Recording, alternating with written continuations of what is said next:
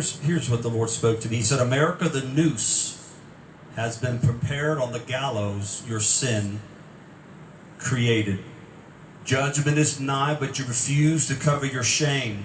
You refuse to repent. You refuse to confess. You refuse to accept the guilt of your sin, and you refuse to be cleansed and allow me to heal your land. A storm is brewing off of your coasts, a tempest with fierce winds. But do you really care? Do you acknowledge the condition of your soul? I tell you this day that many lives will be lost in the coming storms. Lives will be changed for eternity. But do you really care, O nation of has-beens and used-to-bes and backsliders? There is no delay to what is coming your way. Prepare now and prepare quickly, for no man knows when the thief will strike. He said, America, you have reached the tipping point. You have reached the boiling point of violence in your land. Soon chaos will be in your streets. Soon life will change forever. I will no longer accept the lip service of my church that it's offered me. I will no longer accept the strange fire of your false worship services, for even the pagans worship their gods faithfully. But I desire a contrite heart, broken in humility, but you would not offer me what I desired. Forsaken and broken will be the byword of this nation. Hissing and jeering will be the sounds of your enemies and their nations. America the Great has fallen, will be the mantra that they will sing. America, I have warned you, yet you heap up prophets who prophesy lies. Notice I said they prophesy lies. That takes place constantly in our nation. The false prophets, the Hananiahs. He said they lead you deceitfully for political gain. I will deal with them in my time, and I will right every wrong. Stay true to truth. Never let go of my promises, for soon they will be more real to you than ever before. For soon they will be more real to you than ever before. America, you have been fooled into believing that all is well, that all is clear. The storms have passed, and you have been fooled into believing a lie. Your transgressions have become your death knell, the sign of your last days. You gasp with false breaths and sparks of life.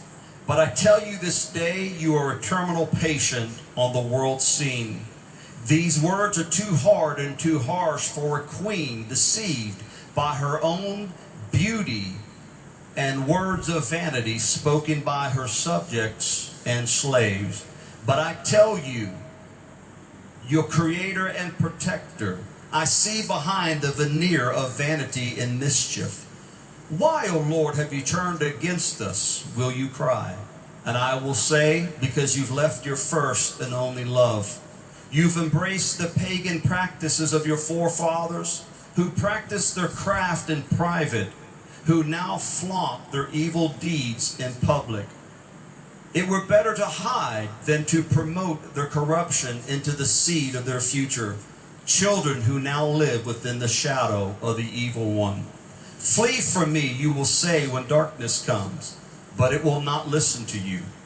Give me another day and I will turn, but I say unto you, I have given you the time of life, but you refuse to give me what I asked of you. You rejected my grace and turned from my face and embraced Dagon, Moloch, and Beelzebub, the deities of hell. I have called, but you refuse to answer and obey. Now the whirlwind will be your reward. He said this to me, he said, woe to those who call evil good and good evil, For they pollute my truth, and they lead the innocent ones astray. It is better for you to tie a millstone around your neck and to enter into the sea than to commit treason against my truth. Abandoned is the word of the hour covering your nation.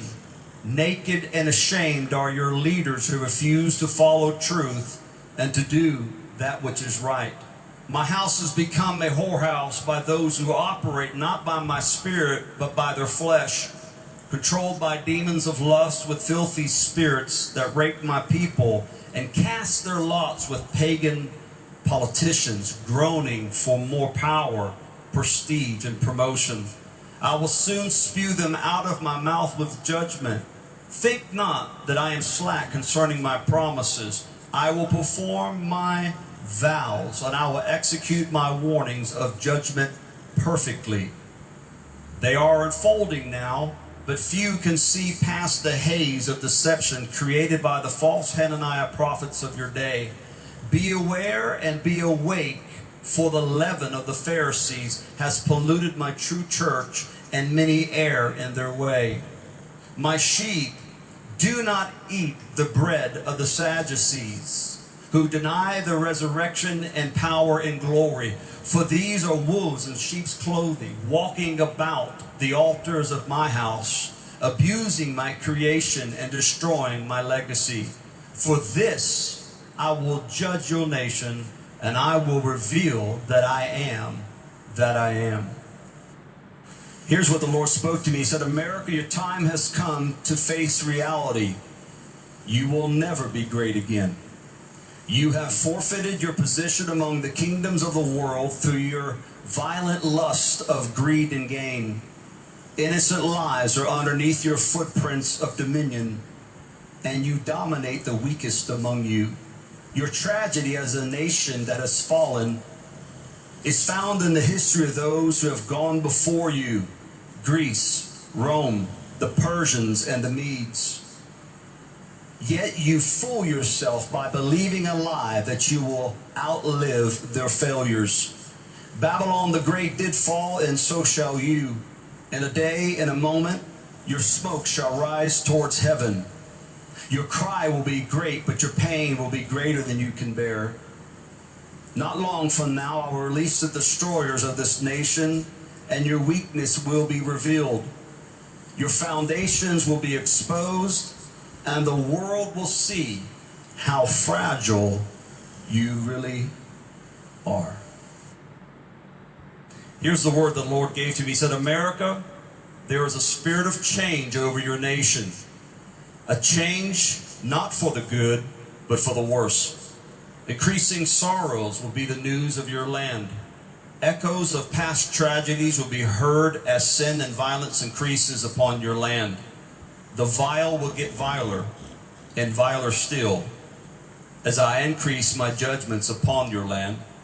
Great change is coming, and you will not like what you see and feel. My warnings have gone unheeded. My prophets have become and reduced to mockery. Yet I still warn in my grace. Soon you will see the longing for yesterday's king to increase upon your land. Tumult and division will resound throughout the hallowed halls of your sacred political institutions. A calling for change, a calling for yesterday. This is by design, and this is by plan. For soon the players and pieces of the final show will be in their places. Many think that this is not the hour, for time is on their side. But I tell you this day, now is the time for the beast to arise.